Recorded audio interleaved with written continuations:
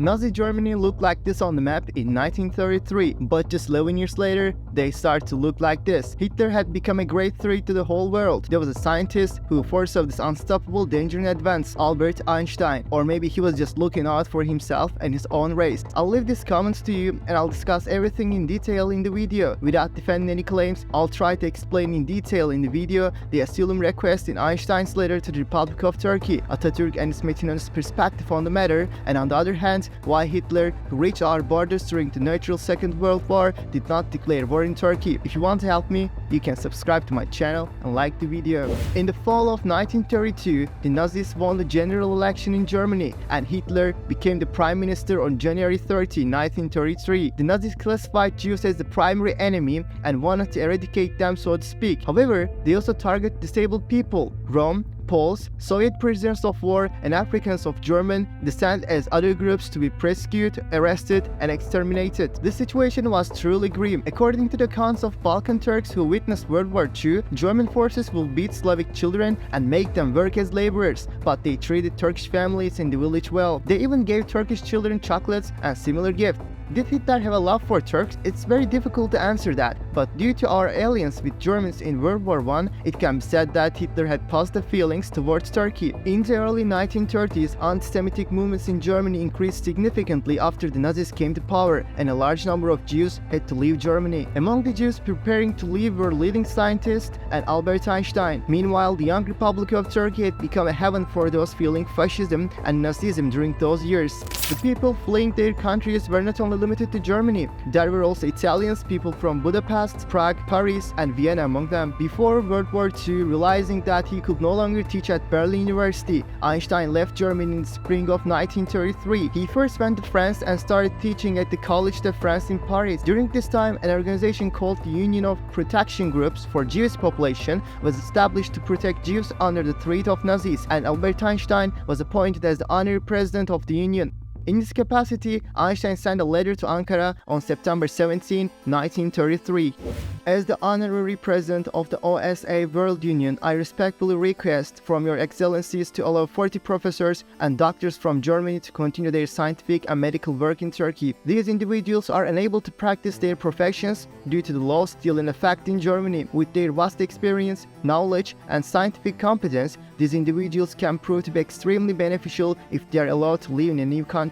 Among the experienced experts and distinguished academics who have applied to settle and continue their work in your country, we have selected these 40 individuals. These scientists desire to work without expecting any compensation for one year in any of your institution, following the instructions of your government. In expressing my hope that your government's acceptance of this request will not only demonstrate a high level of humanitarian action, but also bring additional benefits to your country, I dare to say that I'm honored to be a loyal servant of your excellencies. Albert Einstein. Honored to be your excellencies, faithful servant. In the attachment, there is a response letter dated November 14, 1933, signed by this Meduni, who was the prime minister at the time. Accompanying the letter registered under the number 030.10.116.810.3 in the Prime Minister Republic Archives. Dear Professor, I have received your letter dated September 17, 1933, requesting the acceptance of 40 professors and physicians who are unable to continue their scientific and medical research in Germany due to the laws governing the country. I also took note that these gentlemen are willing to work for free in our institution under the orders of our governments for a year. While I acknowledge that your offer is very appealing, I must express that it is not feasible to align your proposal with the laws and regulations of our country. As you know, we have already employed more than 40 professors and physicians through contracts. Most of them are in the same political conditions as the professors and physicians mentioned in your letter, possessing the same qualifications and capacities. These professors and physicians have agreed to work with us while complying with the existing laws and regulations. Currently, we are endeavoring to establish an organization that encompasses members from diverse origins, cultures, and languages, a delicate mechanism. Hence, under the circumstances we are facing, it will unfortunately not be possible to employ a greater number of personnel than the existing ones. I sincerely apologize for being unable to fulfill your request and kindly ask you to believe in the depths of my regret, sincerely.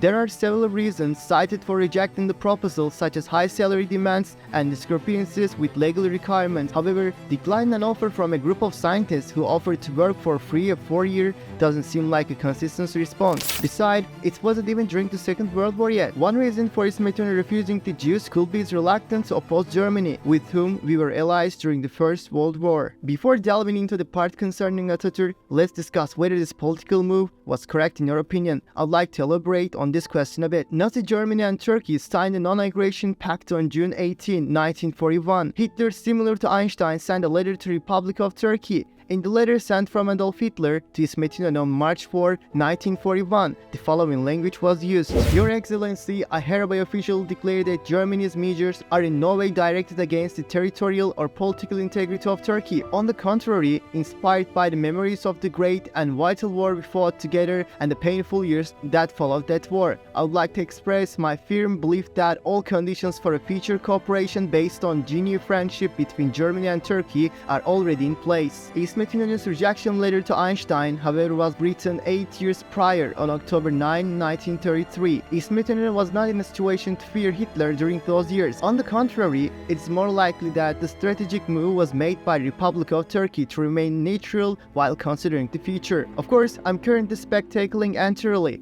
However, we can discuss based on claims, and according to Murat Bardakçı's claim, when İnönü's rejection letter reached Einstein, it is said that he stated the offer would be accepted, asked for a letter of invitation to be written to Einstein. However, Einstein had already gone to America during this time, so he had to decline the offer. Here are the remarks of Professor Dr. Münir Ülgür, who had a conversation about Einstein and Atatürk. In 1948, I was sent to the United States by ITU to undergo training at General Electric. I was working in Philadelphia, and although I wished to meet Einstein, I could imagine it would actually happen. In 1949, I called the secretary at the university and expressed my desire to meet him. Unexpectedly, I received an immediate response informing me that Einstein was waiting for me. Together with my wife and our 3-year-old daughter at the time, we went to Einstein's office at the university. He welcomed us warmly and showed great interest in us. He sat my little daughter on his knee and played the piano for her. We saw him as an extraordinarily humble person. During our conversation, he referred to Atatürk, saying, "Do you know that you have the greatest leader in the world?" He mentioned that during the 1933 university reform, Atatürk had invited him to Turkey, but due to the opportunities in America, he stayed here. In conclusion, despite these correspondences, Einstein never came to Turkey. However, many scientists mentioned in his letter have visited Turkey and contributed to the development of new scientists in the country. Now, should Einstein have come to Turkey? Please share your thoughts in the comments. Thank you for watching the video and see you in the next one. Take care of yourself and please do not forget to subscribe to my channel.